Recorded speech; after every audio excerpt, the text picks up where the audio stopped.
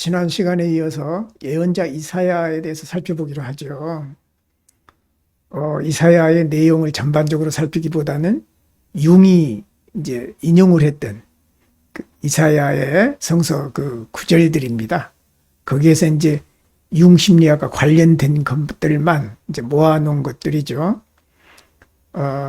이사야 23장 16절에 보면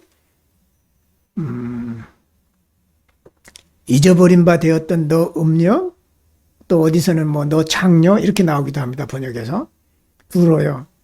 수금을 가지고 성읍에 두루 다니며 기묘한 곡조로 많은 노래를 불러서 너를 다시 기억하게 하라 하였느니라. 두로가 어딥니까? 두로는 그 이스라엘의 북쪽의 그 해안가에 위치한 도시입니다. 그리고 이제 그 지중해 연변에 있죠. 그 해상무역이 발달한 도시입니다. 그리고 이제 페니키아 사람들이 세운 도시예요. 상당히 화려하고 발달했던 도시였죠. 그래서 이제 성읍에 두루 다니면서 기묘한 곡조로 많은 노래를 불러서 사람들의 관심을 이제 끄는, 소위 말하면 이제 옛날에 이제 잃어버렸던 그 영광을 다시 찾는 듯 할 거다. 그렇지만 뒤에 성경을 계속 읽어보면 그러나 네가 아무리 해봤자 결국 너도 멸망할 것이다 라고 하는 이런 메시지가 뒤에 나옵니다. 도시는 뭘 상징한다고 그랬죠? 모성성이라고 그랬죠. 그 지난번 얘기했듯이 모성적인 상징이고, 또 아이들처럼 자신 안에 주민들을 품고 있는 그 엄마의 품 같은 그런 이제 여성성이죠. 그러므로 새 어머니 여신인 레아하고 키벨레, 다이아나가 모두 벽화에 왕관을 쓰고 있다는 것은 이해할 만하다. 네, 벽화에 나타날 때 이제 왕관을 쓰고 등장한다는 거죠. 그래서 구약 성경은 예루살렘이라든가 바벨론이라든가 이런 도시들을 여자로 취급합니다. 오늘날도 그렇죠. 도시를 그 여성으로 이제 여성 대명사로 봤죠. 쉬로 도시가 이제 그렇게 쓰입니다. 이런 것들이기 때문에 이제 여성으로 의인화돼서 이제 계속 나타났죠. 자, 그 리바이어던이라는 얘기 좀 들어봤어요? 바다 괴물입니다. 리바이어던이 거대한 물고기 바닥 괴물이에요. 그날의 여호와께서 그의 견고하고 크고 강한 칼로 날랜 뱀 리오야단, 그 리오야단이 리바이어던이에요. 번역하기 따라서 뭐 리오야단이라고도 하고 리바이어던이라고도 하고 그럽니다. 그래서 그 이제 하나님께서 크고 강한 칼로 날쌘 뱀으로 나오죠. 바다 뱀이잖아요. 리오야단, 곧 꼬불꼬불한 뱀 리오야단을 징계한다는 것이죠. 그래서 바다에 있는 용을 죽이시리라. 리오야단과 용을 하나님이 이제 물리치실 거다. 이것은 어쩌면은 하나님의 대적자, 이제 아마 이제 그리스도 시대에는 적그리스도에 해당이 되겠죠. 어떤 악마, 사탄의 세력을 아마 물리칠 거다. 그날이 되면은 이게 뭔 뜻이겠어요? 구원의 날, 이제 그런 승리의 날이 이제 되겠죠. 그래서 바다 괴물인 리바이어던의 예를 보자고요. 거대한 물고기. 물고기 하면은 사실은 우리가 이제 어떤 구원의 상징의 이제 의미도 있죠. 그렇지만은 거대한 물고기는 괴물이고 용의 모습으로 나타나죠. 여기 이제 그림에서 보다시피 이거는 주로 이제 용은 무식 그 자체를 의미합니다. 혼돈의 그 모성성을 의미하기도 하죠. 그래서 거대한 물고기가 가장 높은 신의 대급, 즉 신의 그림자가 되는 겁니다. 신의 다른 측면인 거죠. 이 어떤 구약성서 시대에 나오는 그 바다 속에 있는 거대한 뱀은 신약시대에 와서 사탄으로 이제 등장하겠죠. 그리고 적그리스도로 이제 등장을 할 겁니다, 아마.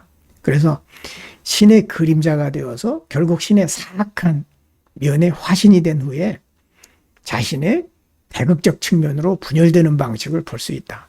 이게 좀 어렵습니다. 이 부분을 이해하기가 좀 어려워요. 이제 신의 대극의 측면을 가지고 있는 것이 영원히 그런 모습으로 돼 있는 것이 아니라 자신의 대극적인 측면으로 또 분열됩니다. 이건 이제 쉽게 설명을 하자면 우리의 그림자가 영원히 그림자로 남아있는 것이 아니라 이 그림자가 분화돼서 긍정적인 힘으로 바뀔 수 있잖아요. 그 얘기 들었죠? 그렇듯이 그 사탄을 상징하는 악의 세력을 상징하는 용이라든가 바다 괴물들이 처음에는 어떤 신의 그림자의 모습, 악의 모습으로 이제 적대자, 파괴자의 모습으로 나타났지만 나중에는 그것이 대극적인 측면, 그 대극적인 측면이라면 선한 모습이겠죠. 그러니까 그림자의 대극적인 측면은 또 밝은 모습이지 않겠습니까? 그래서 그 밝은 모습으로 분열돼서 이제 리비도의 변환이 일어나는 장면을 융이 설명을 해요. 이 부분이 이해하기가 쉽지가 않습니다. 그래서 내가 이제 그림자 얘기를 해준 거예요. 그래서 이 괴물은 새로운 대극의 방향, 새로운 반대 방향으로 분할합니다. 이제 그래서 신에 대한 원래의 대극은 뒷자리를 후퇴합니다. 그러니까 이 친구가 이제 처음에 이제 신의 대극, 반대되는 측면, 그림자의 모습으로 등장했다가 이것이 이제 밝은 모습으로 바뀌면은 그림자의 모습은 후퇴해 버린다는 거죠. 그래서 괴물은 이제 자신 또는 동등한 괴물과 갈등 관계에 놓이게 됩니다. 어떤 대적자가 이제 대등한 이제 어떤 인격이라든가 이런 게 나타나는데 그게 이제 용이에요. 그러니까 리오야단의 어떤 같은 급으로 용이 등장한다는 거죠. 그래서 이제 이로 말미암아서 자신의 내부 갈등에서 대극의 일종의 합일이라든가 변화라든가 리비도의 변화를 일으켜서 신을 해방시킵니다. 이제 적대적인 괴물의 형태로 그의 외부에 나타납니다. 이제는 신의 내부에 있던 것이 이제 그냥 외부로 이제 등장하게 되는. 그러면서 이게 선과 악의 대립적인 측면이 바뀐다는 거죠. 이런 측면이 이제 그 용이 사악한데 때로는 심판하는 그리스도의 모습으로 나타난다든가 또 천사 루시퍼가 악하게 나타났다가 때로는 선한 그리스도의 모습으로 나타난다든가 하는 이런 이중적인 모습을 갖게 된다는 겁니다. 그래서 밝은 면은 어두운 면을 갖고 있고 어두운 면은 밝은 면을 갖고 있는데 그들은 언제라도 체인지업을 바뀔 수 있다라는 거죠. 이것을 이제 우리 임상 사례에서 본다면 선한 사람이 지독히 악한 사람이 될 수 있는 거예요. 또 정말 악한 사람이 참 선한 사람도 될 수 있다는 거죠. 그래서 후기 유대 전통에서 이사야서에서 하나님과 함께 싸웠던 리바이어드는 선해집니다. 나중에는 순수해진다는 거죠. 그 이제 악한 그 바다의 괴물이 선한 모습으로 되고 이것이 이제 그리스도처럼 성찬이 되어서 사람들한테 먹히는 이제 이런 변화가 일어난다는 거죠. 아, 참 놀라워요. 그래서 이 근원에서 물고기로서의 그리스도는 리바이어던 대신에 나타날 겁니다. 그러니까 물고기 상징이 리바이어던을 대신해서 나타난 바닷괴물을 대신해서 그 악한 모습이 바닷속에 있을 때는 악하지만 밖으로 올라왔을 때는 선한 모습인 그리스도의 모습으로 나타난다는 거죠. 그래서 물고기 상징으로서의 그리스도는 두 가지 면이 있습니다. 바닷속에 있는 괴물이 변화돼서 그리스도의 모습으로 나타나는 이런 의견도 있고요. 그 다음에 이제 나중에 나오겠습니다만은 그 황도대, 이제 그 태양이 지나가는 길목을 황도대라고 그러죠. 천문학에서. 그래서 그 황도대는 12개의 그 이제 구간이 있는데 그 마지막 구간이 물고기 자리입니다. 그래서 예수 시대가 물고기 자리 시대예요. 그래서 예수 시대를 구원의 시대라, 물고기 자리 시대라 그렇게 얘기를 하는 겁니다. 나중에 또 나옵니다. 그래서 그동안에는 죽음과 악마의 단순한 속성으로 사라져버린 전통의 기괴한 동물이었다. 죽음과 악마로 영원히 존재하는 것이 아니라 이것이 뒤바뀔 수 있는 거다. 그런 얘기를 융이 합니다. 이런 얘기는 이해하기가 참 쉽지 않습니다. 우리 이제 그동안에 이제 우리는 선과 악이라고 하는 게 이제 정돼 가지고 선은 영원히 선하고 악은 영원히 악하다. 이제 이렇게만 생각을 했잖아요. 근데 이제 그렇지 않는 경우들을 융이 찾아낸 거죠. 그래서 묵시록 그 바룩서에 의하면 메시아가 오시기 전의 시간은 12부분으로 나뉘어진다. 특히 이제 영지주의, 그리고 이제 어떤 이제 외경에 보면은 그 점성술, 천문학의 영향을 많이 받은 이제 근거가 나타나는데, 예수님이 오시기 전에 그 시대가 12시대로 구별이 되는데, 이것은 태양이 지나가는 자리인 거예요. 그 태양이 지나가는 길목마다 12개로 나눠가지고서 한 바퀴 돌면은 이제 태양이 그 한 구간을 지날 때마다 2150년이래요. 대략 한 이제 25,000년 정도 이제 한 바퀴 돌면 이제 그렇게 되겠죠.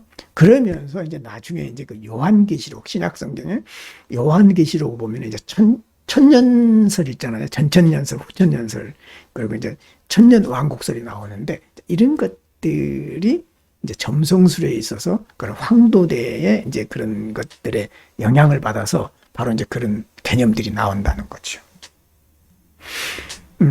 그래서 메시아는 시간의 12번째, 물고기 자리, 12번째에 나타날 거다. 그래서 이제 구원의 상징으로 물고기가 나오는 겁니다. 시분할로 숫자 12번째가 황도대의 물고기 자리를 가리킨다. 그때 리바이어던이 바다에서 떠오를 거다. 괴물이 떠오를 거다. 창조 5째 날에 내가 창조하여 그때까지 보존한 2마리의 큰 바닷괴물, 2마리의 큰 바닷괴물이 리바이어던과 용이에요. 그래서 그 바닷괴물이 그 위에 남은 자의 양식이 되리라. 그들이 이제 남은 자들의 양식이 되는 거죠.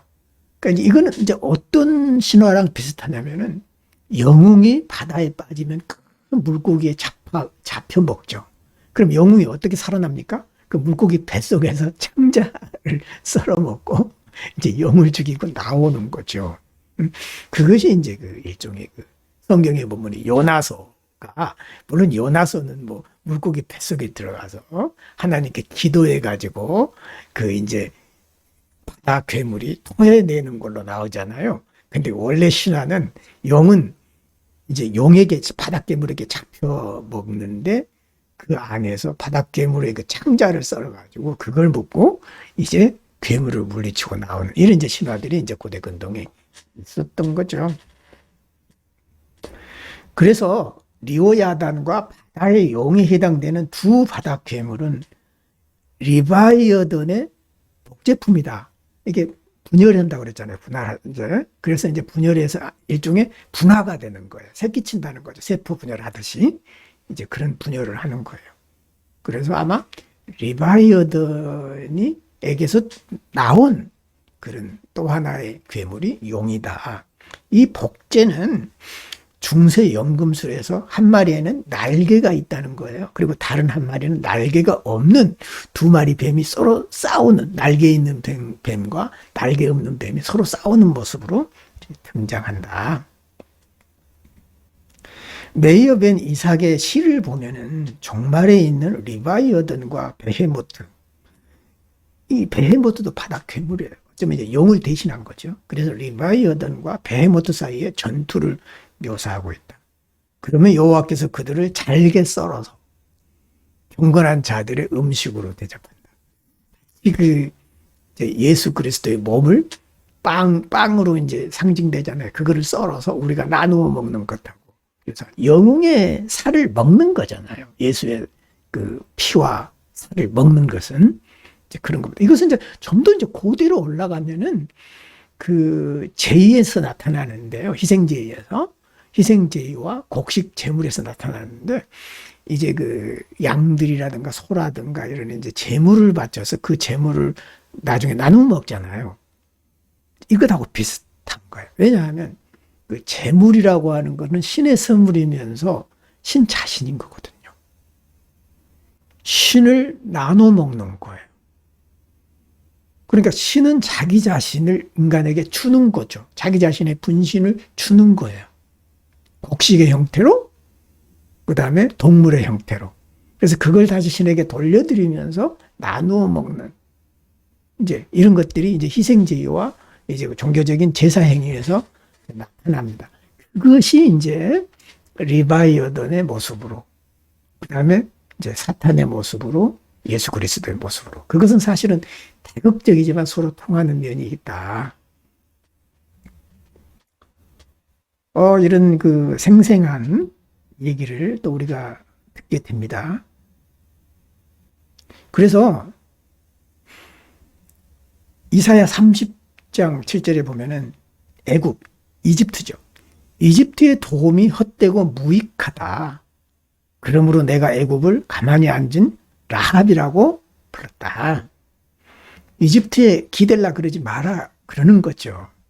그래서 이제 대부분 이제 남쪽 유다가 이제 바벨론에 의해서 이제 멸망당하지 않습니까? 그래서 이집트에 기대서 좀 살아나 볼까 하고 이제 굉장히 이제 노력을 한 측면들이 있었던 거죠. 일부 정치인들은. 그래서 이집트에 기대지 마라.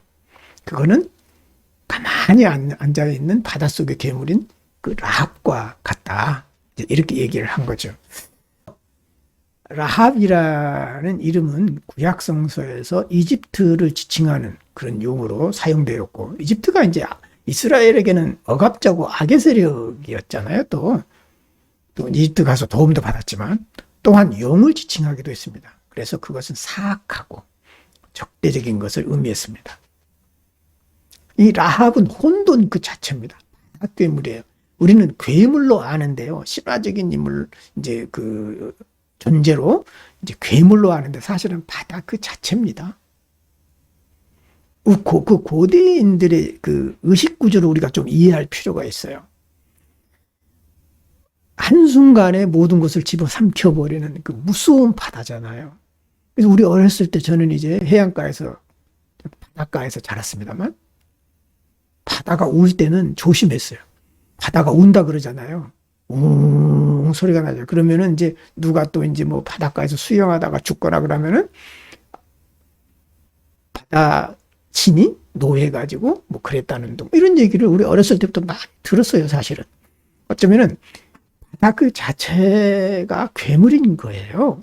그래서 그 안에는 아주 거대한 괴물이 있어서 사람도 잡아먹고 배도 막 무너뜨리고 이제 침몰시키고 뭐 이렇다고 이제 생각을 한 거죠. 그래서 이제 제사를 지내고 심지어는 그 심청전에 보면 인당수에다가 이제 사람까지 이제 바치는 이런 일들이 이제 있었던 겁니다. 사실은.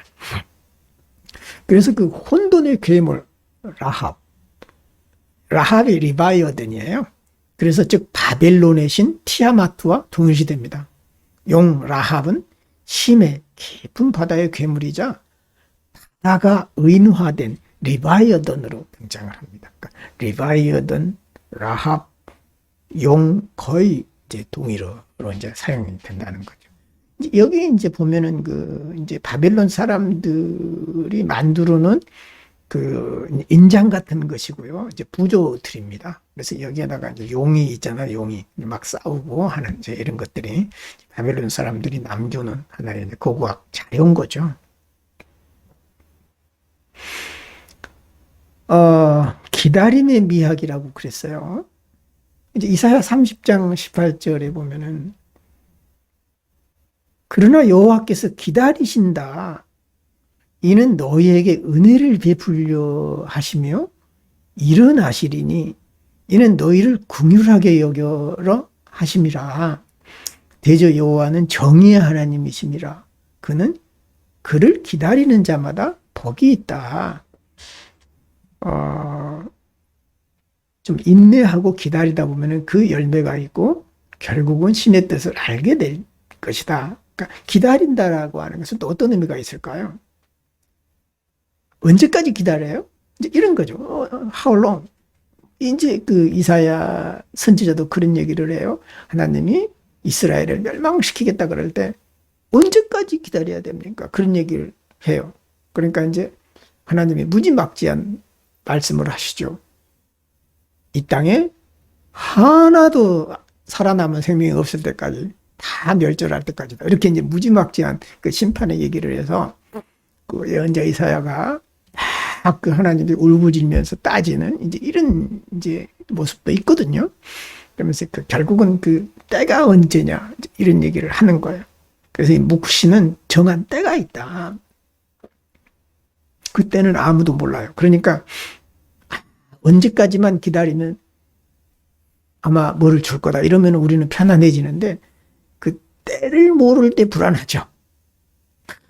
정말 때를 모를 때 불안한 거예요. 그 때라고 하는 게 그러나 그 때는 분명히 있다는 거죠. 그러니까 나에게 주어진 때, 여러분들이 주어진 때가 있다는 거죠. 그걸 어떻게 기다리느냐가 중요한 거예요. 어떻게 기다리느냐. 그 기다림의 미학이라고 내가 얘기를 했어요. 막연히 기다릴 거냐? 그건 아니잖아요. 응? 어떻게 그 암담하고 불안하고 답답한, 때로는 공포스러운 그 칠흑 같은 어둠 속에서 기다린다라고 하는 것은 더 막막한 거죠. 어떤 사람은 불안과 공포로 그 기다림을 보내고 어떤 사람은 그 안에서도 뭔가 생명이 있는 길을 찾는다는 거죠. 하는 보면은 그 이제 아마 심각한 그런 병에 걸린 사람이라든가 아마 이제 심한 병에 이제 투병하는 사람도 자기 스스로 죽여버리는 경우가 굉장히 많아요. 심리적인 요인이 굉장히 크다는 거죠. 이제 어떻게 우리는 기다릴 거냐. 여기 참 융이 그 재미난 얘기를 해요. 그래서 정한 때가 있다. 그리고 그 종말이 속히 이르겠고 결코 거짓되지 아니하리라. 비록 더딜지라도 기다리라. 지체되지 않고 반드시 응하리라. 이제 희망적인 얘기죠. 기다리면 복이 있다. 우리가 기다리면 하나님도 기다리신다. 이거 좀 재미난 말씀이에요. 우리가 기다려야 신도 기다린다는 거예요. 신과 인간과의 어떤 그 상호주관적인 겁니다. 인간이 신에게 종속되는 노예라든가 종이 아니라 때로는 인간이 앞서가기도 하고 때로는 신이 앞서가면서 주거니 받거니 하는 인격적인 존재라는 거죠. 이런 부분. 그리고 기다린다고 하는 것은 내가 기다려 주어야, 내가 기다려야 신도 기다린다는 거예요. 내가 기다리지 못하면은 신도 안 기다려 줘요. 그래, 그럼 네 기다리기 싫으면 간도. 이렇게 되는 거죠. 무엇이 그가 오기를 늦추는가? 도대체 무엇이 신이 나에게 오기를 지연시키는가? 나의 아집과 욕망이죠. 그리고 과거에 때묻은 기억과 이해와 욕망인 거예요. 비혼의 언어로 말한다면. 오가 오기를 방해하는 것들, 기억, 그리고 내가 배웠던 이해, 지식들, 그리고 내가 가지고 있었던 욕망들이 새로운 빛인 오가 오는 것을 계속 저해시켜요. 지금 이 오의 얘기를 하는 거예요. 지금 비혼의 지금 이야기로 우리가 성서를 맞추어 본다면 신기하지 않습니까? 결국은 이제 우리가 이제 그 못 오게 하는 건데 이제 하나님은 정의로서 심판을 지연시키면서 이제 그 때가 오기를 기다리신다는 거죠. 요카난의 기도를 보면 자비로 옷을 입고 힘으로 몸을 가리우며 인자로 몸을 감싸며 은혜로 허리를 두르십시오. 자비로움, 인자함, 은혜로움으로 온 몸을 감싸라. 이게 이제 기다림의 미학인 거예요. 기다리면서 그렇게 하라는 거예요. 자비스러워라. 인자해라. 기다리기도 힘들 때 자비롭고 인자하기가 너무 힘들어. 은혜로 네 허리를 감싸라. 그리하면 주의 선하심과 인자함이 주 앞에 이르리라. 하나님의 자신의 좋은 특성을 기억하라. 는 적절한 권고를 받고 있다. 이렇게 그 융이 그 찾아다가 이렇게 좋은 얘기들을 참 많이 하는데 신앙적인 얘기도 참 많이 하는데 사람들은 요즘 융을 가르쳐서 하나 뭐 이단적이고 뭐 이제 뭐 반 기독교적이고 이런 사람들 얘기 참 많이 하잖아요. 그렇지 않아요. 융을 공부하면 할수록 정말 놀라운 것들을 많이 발견하고 그 자신이 갖고 있는 융만의 독특한 신앙심이 있어요. 절절함. 이런 것들을 이제 융이 얘기를 하는 거죠.